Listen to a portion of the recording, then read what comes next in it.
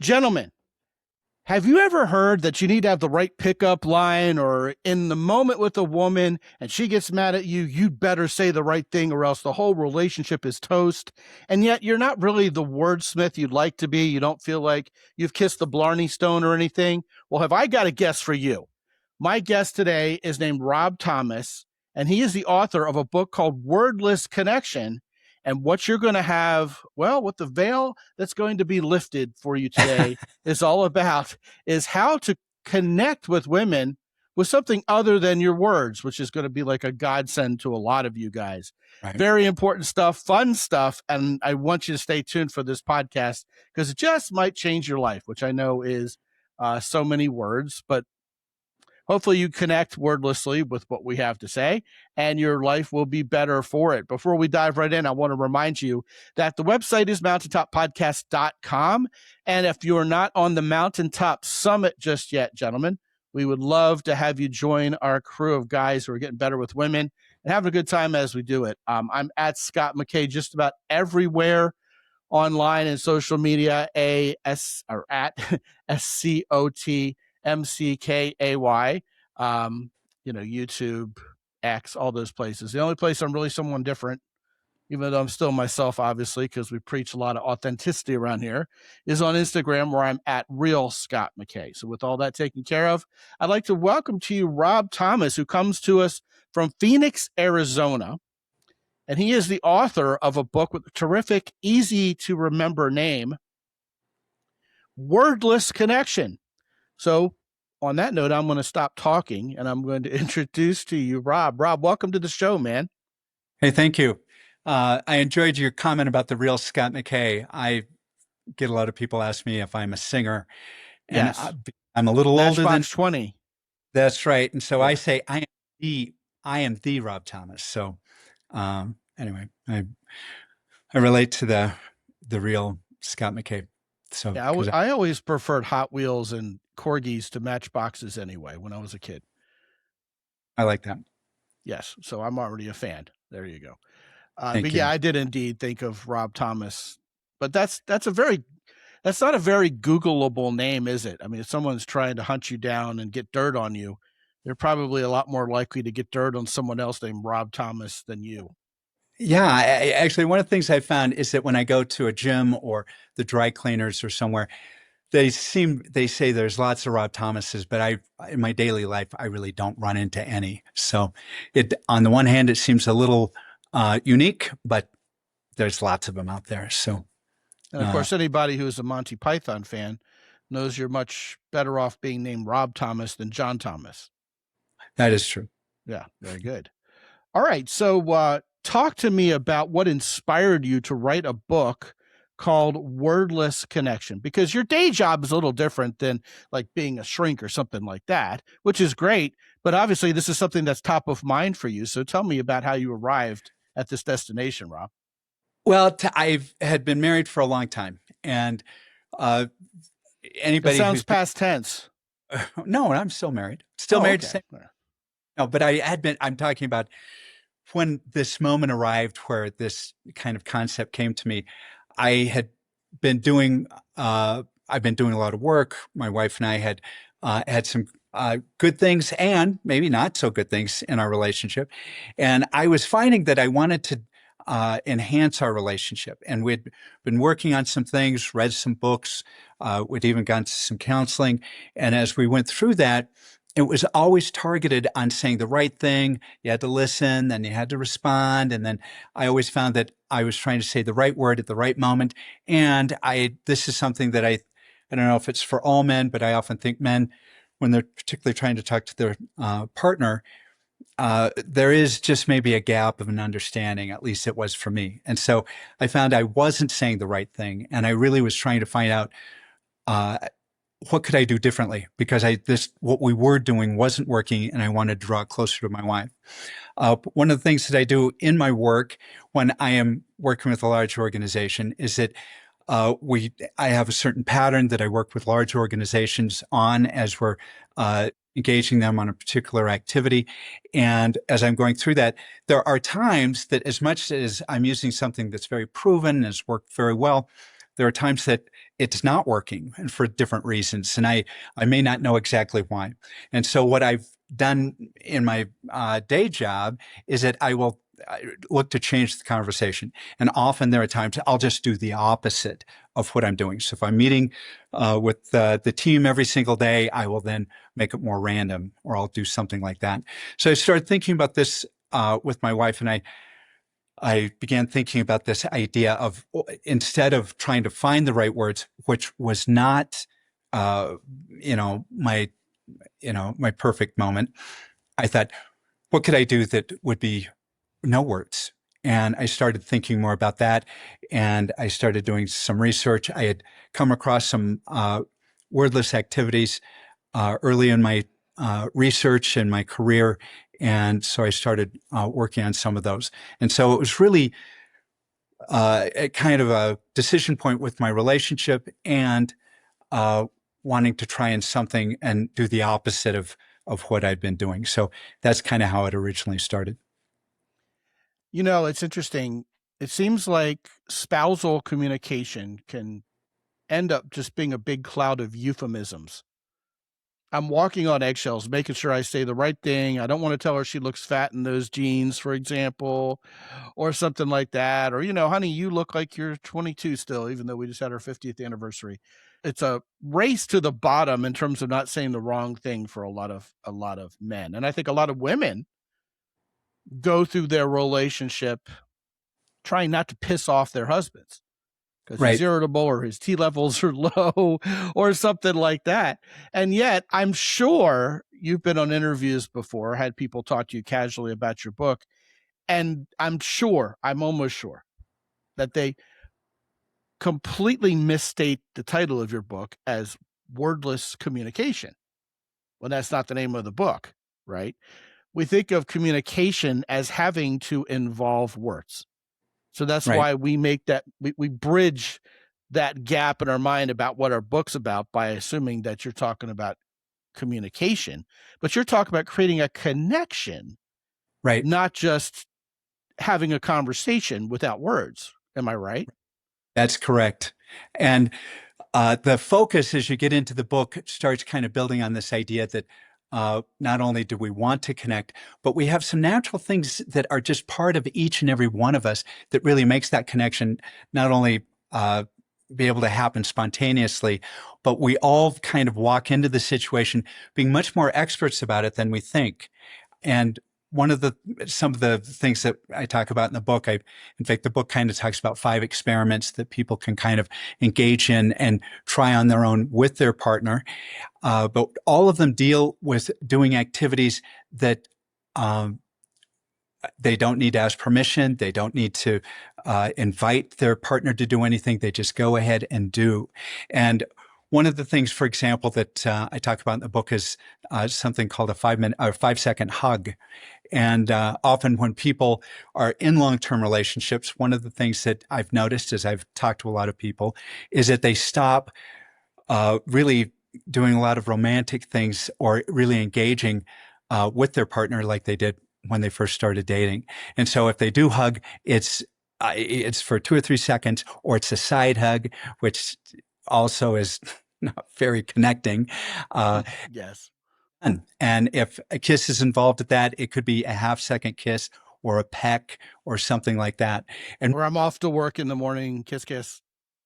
and and they feel like they made an effort, their partner made an effort, but they didn't make a connection. So as they walk out the door, they may even be thinking they're going to work, but they also feel like I didn't connect with my partner. And so what the book talks about is ways that you can connect, again, really instantly with your partner by doing certain things. And again, hugging is one. And we invite people to, again, hug for 5 seconds. And anybody listening can just go ahead and try this with their partner. And there really is a difference between hugging for 3 seconds and hugging for 5 seconds. I've noticed that once you get to the 5-second mark, there just your body starts responding differently. And it's not sexually, it's really just all of a sudden your body is responding in a way that this is more serious. I am more intentional. I'm more aware of something. And the book also kind of gets into some of the science. At that point, about 5 seconds in, and particularly as you go a little bit longer, but really 5 seconds in, you start getting the body starts making oxytocin, endorphins are stirred up a little bit, and not only within us, but within our partner. And so this is kind of the experience that we had when we were dating, when we were holding hands, or we hugged before we left. Part of that was that we got a lot of chemical reward from within ourselves. Well, because we get busy, we've got children, we both are going to work, or we've got other things going on, we're not taking that opportunity to engage ourselves, our physical self, into this moment, which really our bodies are ready to go. Our bodies are built to make that connection and want that connection, really almost as a point of personal survival. And so our bodies are ready to go. And we have this kind of pharmacology store ready in our brain that will kick in as we start doing these type of wordless connections with our partner. You know, you're talking about the science behind this.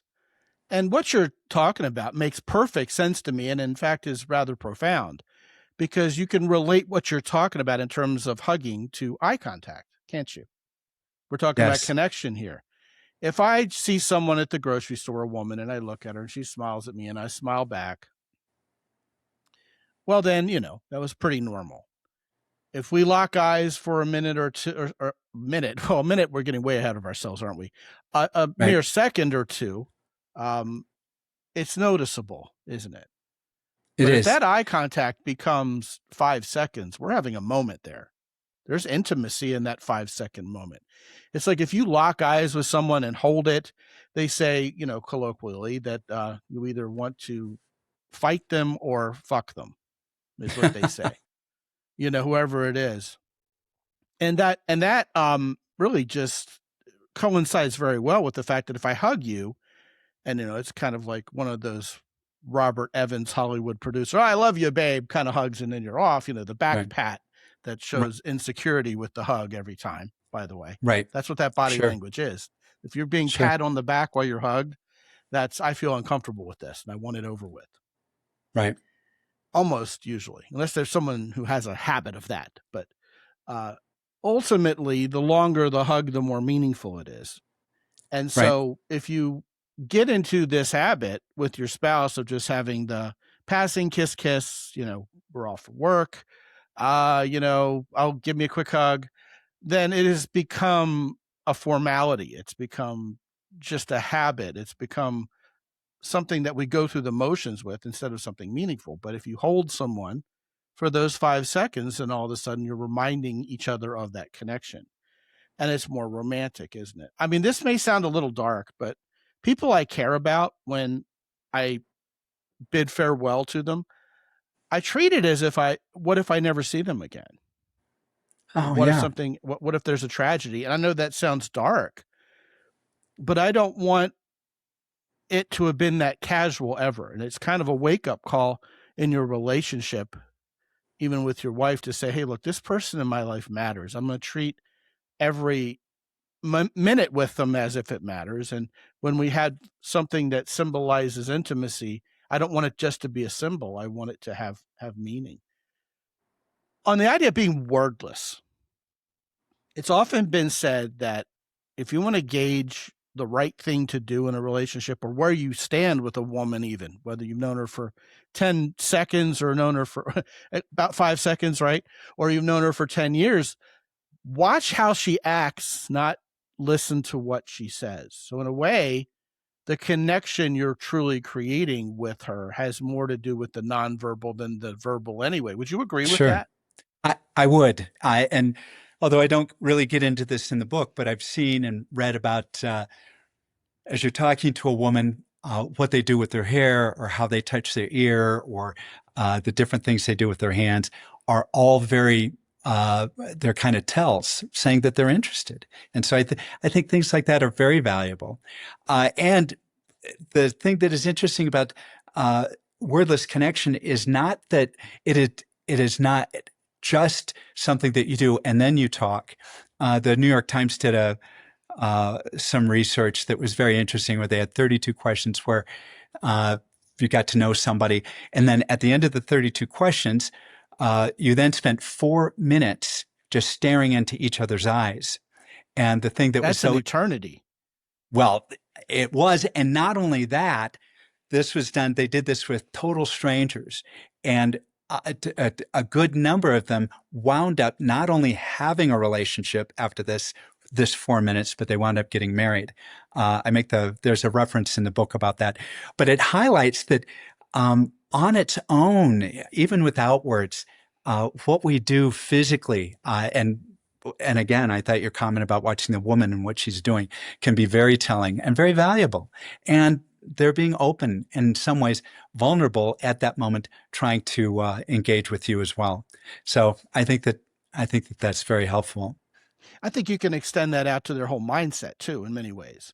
Like, who hasn't ever watched a movie where the couple is bickering and she goes, "I don't like you. You're an arrogant jerk," and blah, blah, blah. And then they look at each other and just start making out furiously. Right. You know what I Right. mean? It's like, yeah, you were a lot of talk, and then look what the action is.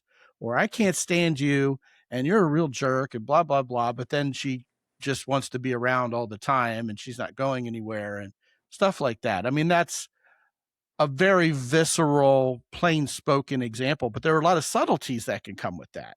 I can't tell you how many times I've ever been on a coaching call with a guy who's struggling through a relationship with a woman, and he's saying, "Yeah, but she told me this, and so it doesn't make sense." It's like, well, watch her actions, not just in the moment, but watch the cumulative effect, the pattern Right. of her actions over time, and then you'll know where you really stand with her. In customer service, they often say if a customer's still complaining and mad at you, you haven't lost them yet. You have a chance to fix this. They're still buying your product. They're still loyal to your product as long as they're bitching and complaining. When they go away, they're gone. Right. Yeah. Right. I think a lot of the things that you're talking about are very valuable. And one thing that I do want to highlight that I think that people, when they first hear about this, wonder about, and they think, I don't know if I can do this. I wonder how this can work. There were a couple of things that I discovered.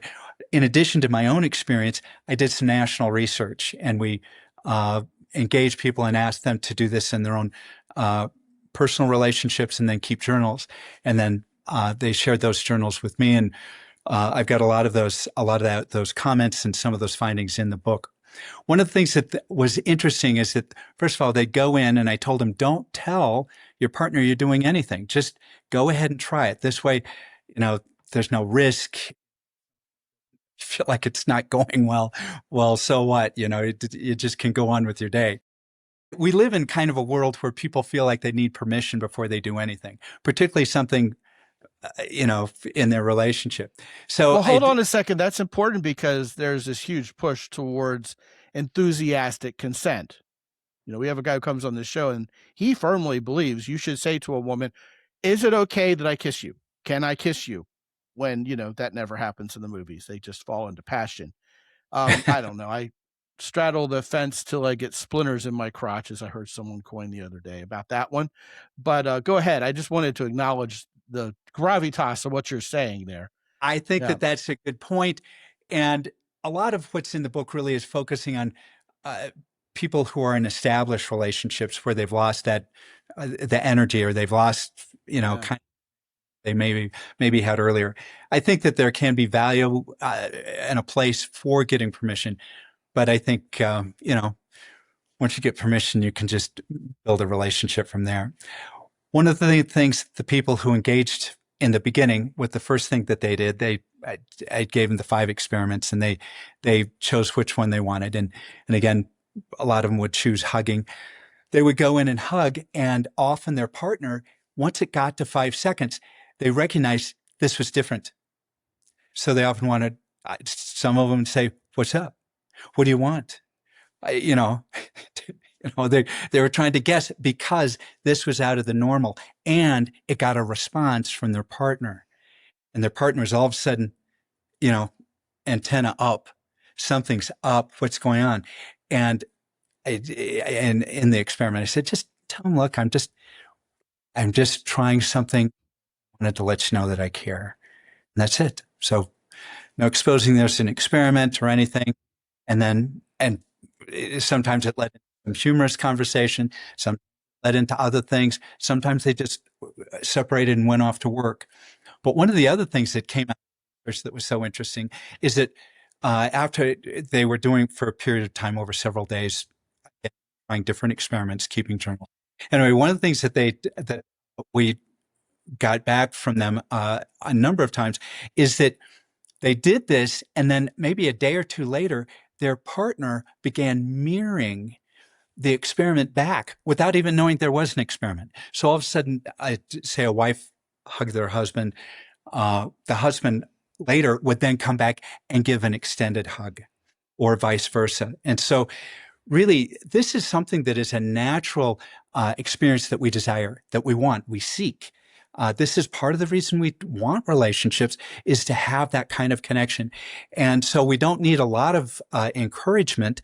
We just feel like maybe, again, we feel like we're at a place where we're more at arm's length.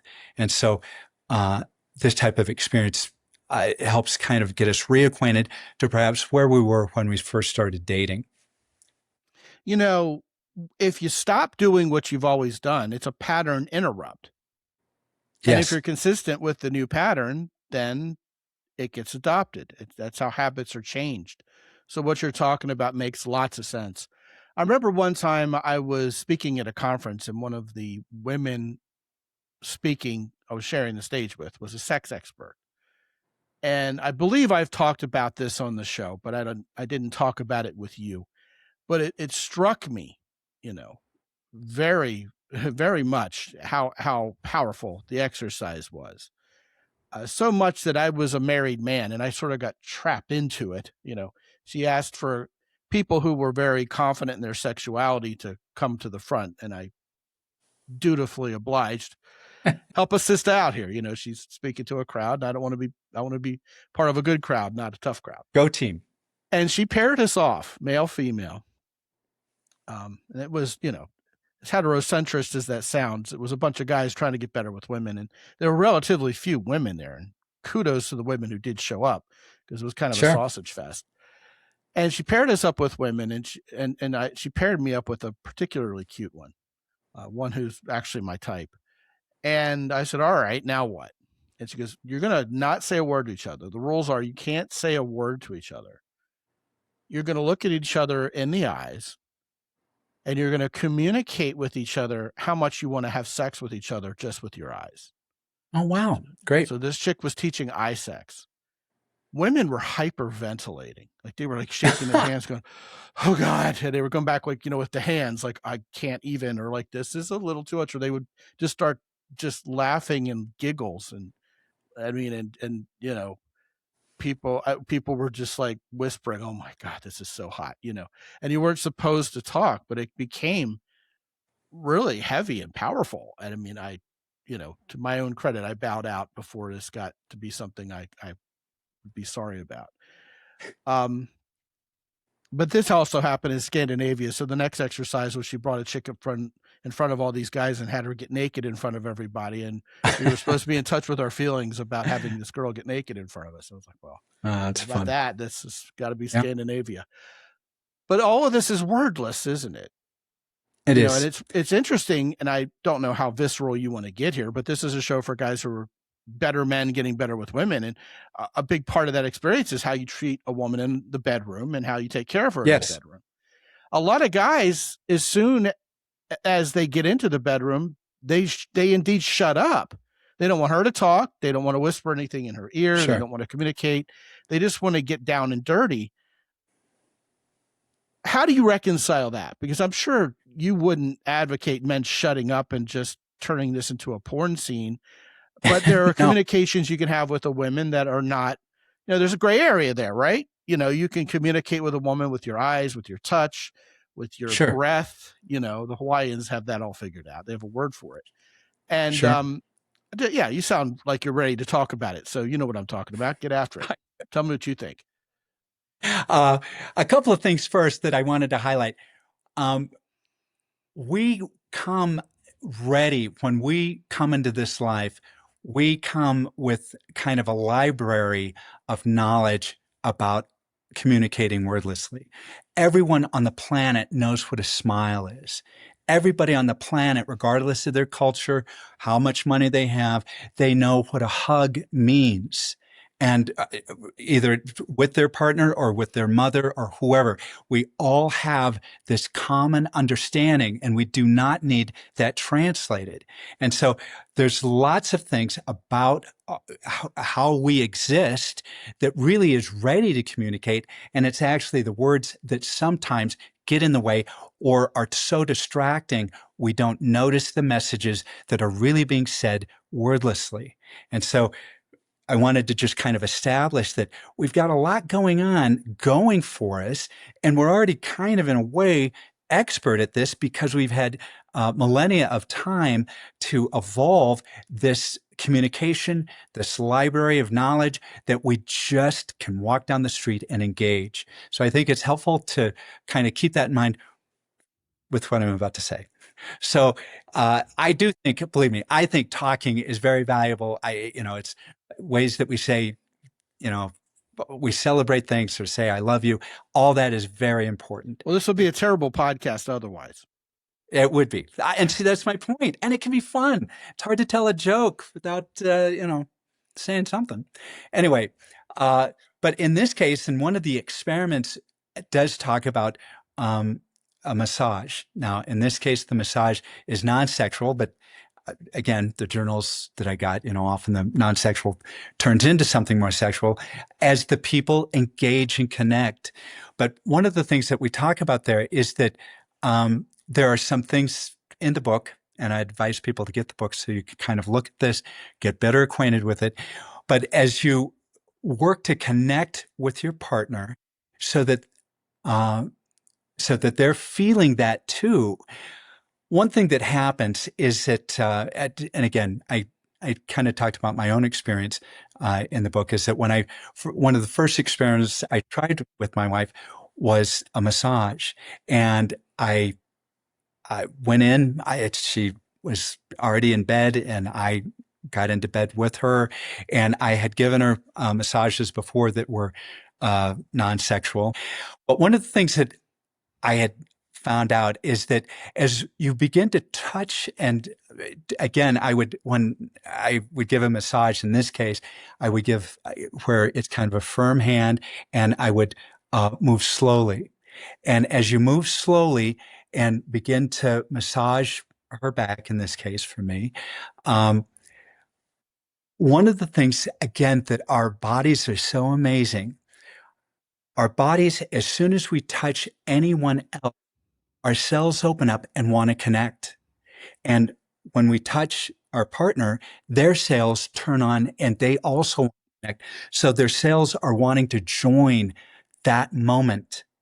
And so one of the things that I thought about, and again, trying to do the opposite of what I'm doing, I thought about how much I love my wife, or in this case, how much I wanted to love her. And as I was massaging her, I closed my eyes and I tried to think with my heart. And I tried to take that kind of that electricity that you feel as you're feeling positive feelings to someone and channel that into my hands. And so I was really trying to share that message as I move my hands and with my wife. And as I closed my eyes, a number of things happened. One, I became much more focused on what I was doing. I'd given massages to my wife before, and she told me it has to be non-sexual tonight. So I'm massaging her. And it was so at times boring. I often would count to, 300, because I'm just waiting for it to get over. But I found when I was doing this, closing my eyes and I was connecting and I had this message from my heart that I was trying to share through my fingertips, I became very involved. I became involved and in the massage. And then one of the things too that I've also found interesting is that I closed my eyes, and I found out later is that when you close your eyes and you're still awake, you kind of go into this momentary, it's not really a dream state, but kind of a trance. It is a bit of a trance. And the thing that I found is that as I was doing it, and when I eventually opened my eyes, about 15 minutes had passed. Well, I could barely drag myself through 4 minutes when my eyes were open.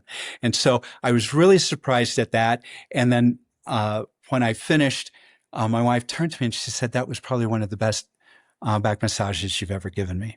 And so I was encouraged. That was really my first event when I was trying to do this. And I kept doing this over time. And then I started looking at other wordless activities like hugging, kissing, and I can get into all more of that as we go along. But I do think that there is an opportunity for us to be aware that we are built to connect with our partner. Whoever we're with, we're built to connect. In fact, I was talking to a chiropractor and he said, I explained this to him. He said, you know, our cells actually turn out, and we have certain cells on our skin that really turn out to try and sense when we're touching skin. We can even try this ourselves. If you run the back of your hand against the table, it feels a certain way. But if you rub the back of your hand against your own hand, we feel differently. And it's the same when we are touching another human. We feel differently. And it's because our body wants to connect. And again, in this meaningful love connection way. So I think there's a lot of opportunity here for people to experiment and have their own journey, their own adventure, their own, I'd even call it fun, as they explore this with their partner who wants it too. They want to have this too. They just, you've become kind of estranged from this physical activity. There's a lot of opportunity there for guys who just really are very focused on sexual intercourse and want to hit it and quit it. There's a lot of wonderful, very deeply satisfying, even sexually human experience there that we miss when we try to speed through everything. Well, I would even say there's more opportunity if you do what I just talked about. There's more opportunity for sex later and longer and different, and you're going to have a much more engaged partner to try and do all the crazy stuff. I'm not talking about swinging from the chandelier every time, but yeah, why not? Just don't break the chandelier. It was expensive. Right. They are going to want to have more engagement. And I found that with my wife. As I did more of this, and again, we were connecting more. She did some things, both, just trying to connect with me that I found very surprising. I talk about those in the book. But also, she got more sexual, which I was really at a phase of my life where I didn't think that was possible. So one of our team members here, Trace Loft, that is his whole gig. He is a massage therapist, and he teaches men therapeutic massage that creates this unexpectedly strong connection that opens up her oxytocin sensors and makes her more amenable to you in other sexual ways. And it isn't like, he told me when we were working on, how to tell guys about this. The two words that are not allowed on this webpage are happy ending, because that's pornographic. That's not what this is. And he was adamant about it. This isn't a means to an end. It's a connection mechanism that really is powerful. It works, and you better be careful with it. And it's one of the graphics that our artist did was him with, like you mentioned, the electricity with sparks coming out of his hands, like he was like a wizard. It's kind of cool. This is for everyone. It's not like only I had this. No, you do. I mean, this is really, we originally started living in groups, and part of how we lived in groups is that we needed to be able to connect. And we lived in groups about 350,000 years ago, and we only started 10,000 years ago. We started talking. That's right. And so, so we lived all this millennia where we needed to engage and have families and share feelings and so forth without words. And that is why all of this got so deep embedded within each of that we bring. We walk into every room with that ability. And I think it's really powerful. I think it's really powerful too. I think it's wonderful. That electricity you talk about is real. There's something that's soul level. It's whatever your life energy is, not to get all woo woo on people, but this is as practical as it gets. I mean, you can start surmising to yourself where it's coming from. But I mean, if you have a really powerful connection with a woman, especially sexually, It can be Yes. electrical. I've had two different female sex experts separately come on this show and talk about electrical current you feel during intercourse. And Yes. guys are like, what? But I mean, it's like, it's true. If you have this cataclysmic experience with someone you've connected with, it's more than just a cheap lay. It I matters. Yeah. right. This is not in the book, but I read recently where the difference between the amount of energy and I can't remember exactly how they measured it, but the number of units that you expended through self-pleasure versus actual sexual intercourse gave you like 3 or 4 times the number. And so Wow. about this connection, I mean, there is really something very powerful about it. Now, I do want to highlight one other thing that I think is also interesting. Again, part of the 5 experiments, and again, another reason to get the book, is that some of them are non-touching. Uh, I, some of the people chose some of the non-touching to start with. And there are some things about how you can engage with your partner that isn't a hug or a kiss or holding hands or looking in their eyes. So there are other things that kind of, again, you connect with in a relationship, someone that you're living with, that is a non-touching experience that is, again, helps the people draw closer to each other in a major way and a very meaningful way. Well, give So, us an example, man. Throw some candy at the parade before we close here. so some of the stuff, one is uh, where you can leave a love note for someone, and you can And do that's not it. words? Oh, well, it's not spoken words. So, you're not speaking, you're just giving them something of yourself. And the thing that we found in the research that was really interesting is that it doesn't have to be anything elaborate. I mean, it's really almost like passing notes when you're in grade school, or what's on a candy heart, just saying, I love you, or you're the love of my life. When I was preparing this, I had one of the editors who was going through it said, "Oh, this is so boring. Why don't you write something meaningful?" Well, I was taking the words from journals. I got this.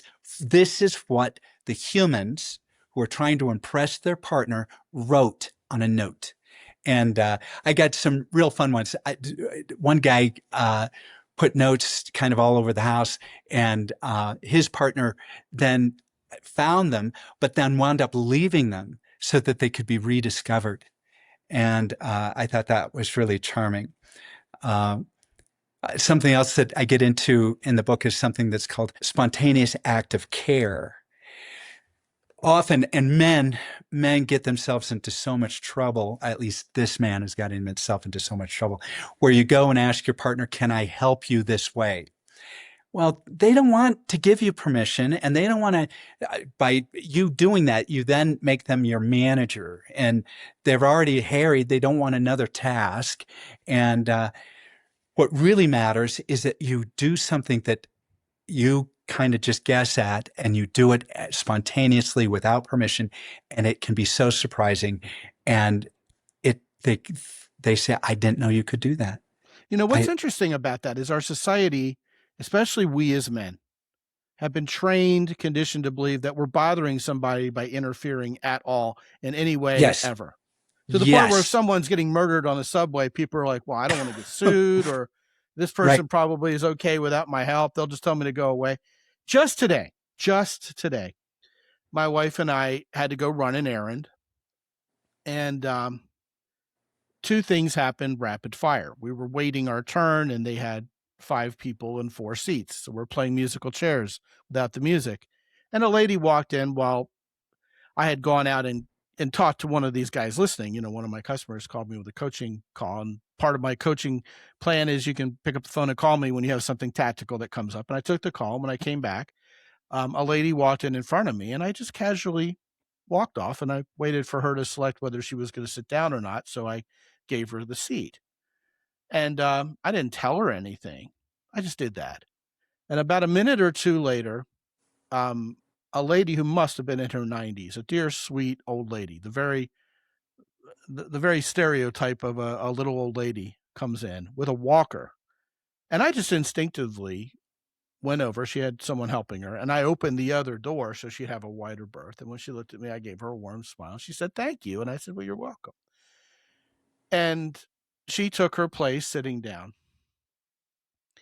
And it turned out other people had left. So I took my place next to my wife, and I'm seated between my wife and the first lady who had walked in. And she goes, "That was beautiful."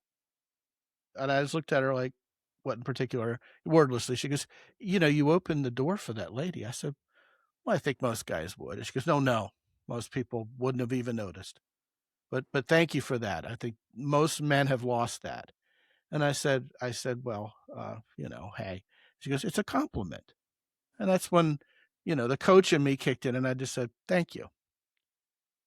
She goes, "Well, you're welcome." And then she waited about 10 seconds, and she said, "And you did that for me too when I walked in. You let me choose to sit down instead of rushing to the seat first." I said, "I did." She goes, "I noticed that too. Thank you." I said, "You're welcome." And, we had a little conversation. And you know what? A lot of guys are like, "Well, you're a simp. You're kowtowing to women. You're being a jerk." You know what the difference is? You know what the difference is between being Mr. Nice Guy and getting women fawning over you like that after you do something like that? Is the authenticity of it. Are Yes. you doing it to get some? Are you doing it to try to get in? Or is it just something that you did because it's your own pleasure? And that's what I finally said to this lady. I said, "It's actually my pleasure to do that, but thank you." Anyway, but I live for moments like that. She goes, "I can tell." Right. And the world would be a better place if we did small acts of kindness to strangers and to people we barely know. We're running out of time, but I want to drop this bomb. And I know it's probably unfair to you because you're probably going to want to comment on it. But I think the more we talk when we should be acting, the more full of it we are. I think the Yeah. authenticity is more often wordless than a bunch of talk, as they would say in New Jersey. I'll give you the last word. All right. The thing that I want to leave you with, and maybe the group with, is to be intentional. There's a difference between agenda and being intentional. And being intentional doesn't mean you're going to do it right all the time or know what's up, but you can be intentional. And I think you with those women, and it can be with your partner, how you get up in the morning. I'm intentional about how I want to address this day. And as you do that with these experiments in the book, I think you ought to get the book and try them out, do them intentionally. And I think not only will that enhance your relationship, I think it's going to change your life. I agree. I hope you'll send me a copy of the book. I'd love to read it myself. And for the guys who are listening, go to mountaintoppodcast.com / Amazon. And right at the top of the Amazon influencer queue, which is my dedicated storefront on Amazon, you're going to find Rob's book, Wordless Connection, right there, right at the top, especially if you're listening to this show within the first few days of its release. Also, when you go to mountaintoppodcast.com / Rob Thomas, ROBTHOMAS, you'll be magically teleported, as I always say, to his website where you could grab his book also. What else will they find at the website? Actually, we've got, you're going to be able to see some journal entries from people. People have been leaving journal entries about their experiences and about the experiments. Also, we've got some other material that you can do some self-study. And so it can help you on your journey. Fantastic. His name is Rob Thomas. He is from Phoenix, Arizona, and he is the author of Wordless Connection. Rob, thank you so much for coming on. When you write your next big magnum opus, please come back and we'll talk about that too, man. Thank you. And I hope it's not that long. Scott, I enjoyed meeting with you, and good luck. Likewise.